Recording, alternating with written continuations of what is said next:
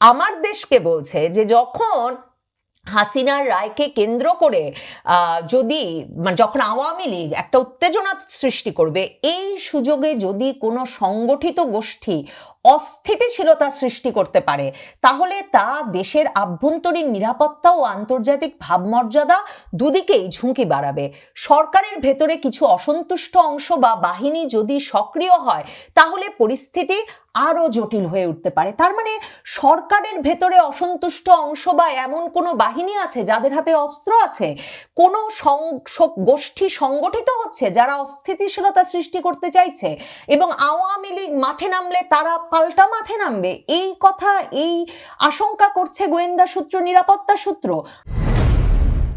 আগামী 13ই নভেম্বর শেখ হাসিনার রায় ঘোষণার তারিখ ঘোষণাকে কেন্দ্র করে আওয়ামী লীগ ঢাকা সহ সারা দেশে কি ঘটিয়ে ফেলতে পারে, এই নিয়ে সরকারের ভেতর, সরকারের নিরাপত্তা বাহিনীগুলোর ভেতর এবং গোয়েন্দা সূত্রগুলো যে একরকম ক্রমাগত আশঙ্কা এবং আতঙ্কের মধ্যে রয়েছে, তার প্রমাণ মিলে দৈনিক আমার দেশ পত্রিকা নিরাপত্তা সূত্রগুলোর বরাত দিয়ে আজ যে সংবাদটি প্রকাশ করেছে, সেখানে আওয়ামী লীগ 13ই নভেম্বর শেখ হাসিনার রায় ঘোষণার তারিখ ঘোষণাকে কেন্দ্র করে ওই দিনটিকে সামনে রেখে 10ই নভেম্বর থেকেই কর্মসূচি ঘোষণা করেছে। দেশের জেলায় জেলায় উপজেলায় কর্মসূচির ঘোষণার পর তারা বলছে 13ই নভেম্বর তারিখটিতে তারা ঢাকা লকডাউন কর্মসূচি দিয়েছে। আওয়ামী লীগের ভাষায় আওয়ামী লীগ সেদিনটিতে চায় যে ঢাকা শহর একরকমের অচল হয়ে পড়ুক, সেই অর্থে যে কোভিড লকডাউনের সময় যেমন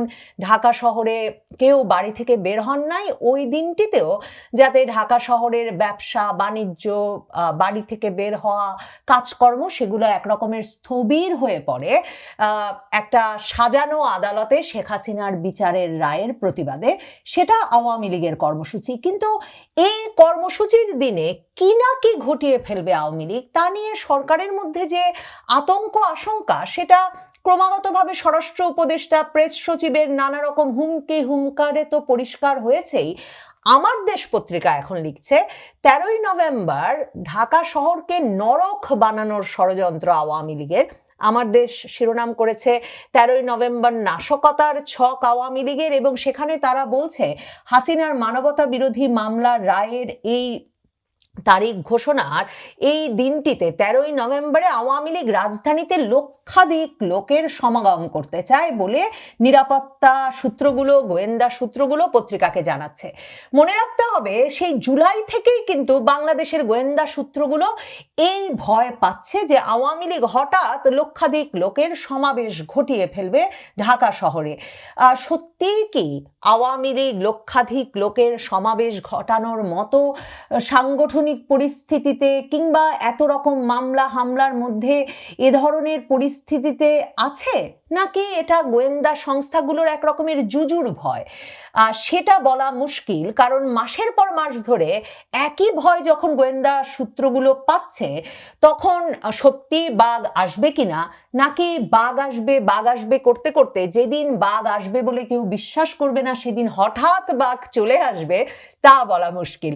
তবে আমার দেশ পত্রিকা লিখছে যে এই পুরো কাজটি নাকি ঢাকায় নাশকতার এই পুরো মূল পরিকল্পনার মূল সমন্বয়ক হিসেবে দায়িত্ব দেওয়া হয়েছে ভারতে পলাতক সাবেক স্বরাষ্ট্রমন্ত্রী আসাদুজ্জামান খান কামালকে, আর তাকে কৌশলগত সব সহযোগিতা দেওয়ার জন্য দায়িত্ব দেওয়া হয়েছে এসবির, মানে পুলিশের এসবির সাবেক প্রধান, ভারতে পলাতক পুলিশের অতিরিক্ত আইজি মনিরুল ইসলাম এবং ডিএমপির পলাতক কমিশনার হাবিবুর রহমানকে।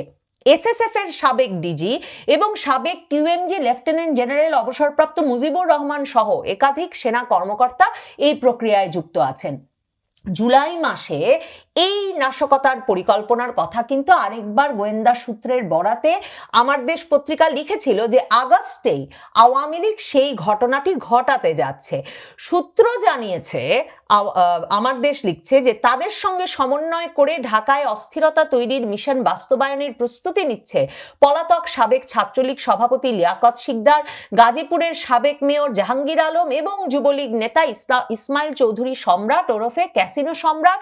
এ লক্ষ্যে দেশের প্রত্যন্ত অঞ্চল থেকে বাছাইকৃত নেতাকর্মীদের ঢাকায় আনা হচ্ছে। এরা যে প্রত্যেকে ভারতেই আছেন এবং খুব স্বাভাবিক যে এরা দেশে ফেরার উপায় খুঁজছেন, দেশে রাজনৈতিকভাবে প্রত্যাবর্তন এবং দেশে ফেরার মানে দেশে প্রত্যাবর্তনের ব্যবস্থা খুঁজছেন, সেটাও খুব স্বাভাবিক। কাজেই তারা একত্রে নানা রকম মানে সংগঠন করবার বা কৌশল নেবার চেষ্টা করতেই পারেন, সেটা স্বাভাবিক বটে। কিন্তু আসলেই 13ই নভেম্বরই তারা লক্ষাধিক লোকের সমাবেশ ঘটিয়ে ফেলতে পারছেন কিনা তা বলা মুশকিল। আমার দেশ বলছে, জানা গেছে বাংলাদেশ বিরোধী তৎপরতা চালাতে দিল্লিতে একটি অফিস নেওয়া হয়েছে।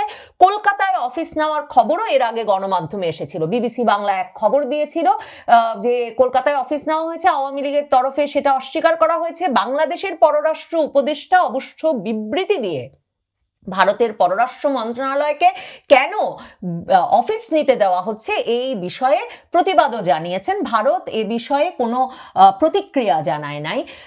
আর দিল্লিতে শেখ হাসিনা যেই বাড়িতে আছেন, সেখানে যে শেখ হাসিনাকে একটা অফিস করে দেওয়া হয়েছে, তাকে অফিসে তার সহযোগিতার জন্য মানে কর্মীও দেওয়া হয়েছে, এমন একটা খবর কিন্তু প্রায় কয়েক মাস ধরেই আছে। এর মাঝে এমন খবরও বেরিয়েছিল যে বিশ্ব স্বাস্থ্য সংস্থার চাকরিটা একরকম হারানোর পর, মানে একরকম নড়বড়ে হয়ে যাওয়ার, মানে তাকে তো ছুটিতে পাঠানো হয়েছে, পাঠানোর পর শেখ হাসিনা কন্যা সাইমা ওয়াজেদ পুতুল তিনিও দিল্লিতে নানা রকম দাপ্তরিক কার্যক্রম পরিচালনা করছেন এবং আমার দেশ পত্রিকা সহ নানা বরাতে জানা গিয়েছিল যে তিনিই নাকি ওখান থেকে আওয়ামী লীগের যে গবেষণা উইংটা, মানে প্রচারণা এবং গবেষণা উইং সিআরআই, সেটার একরকমের দায়িত্বভার নিয়ে সেটা কাজকর্ম করছেন।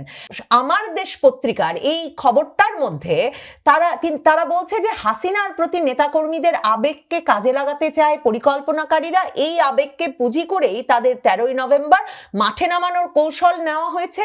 মানে তার মানে শেখ হাসিনার প্রতি আবেগটা লক্ষাধিক আওয়ামী লীগ নেতাকর্মীর এত ভয়াবহ পরিস্থিতিতেও, মানে এমন দমন পীড়ন, কারণ স্বরাষ্ট্র উপদেষ্টা গত মানে মাসের শেষ থেকে আবারও বলেছেন গ্রেফতার আরো বাড়াতে হবে, গ্রেফতার আরো জোরদার করতে হবে।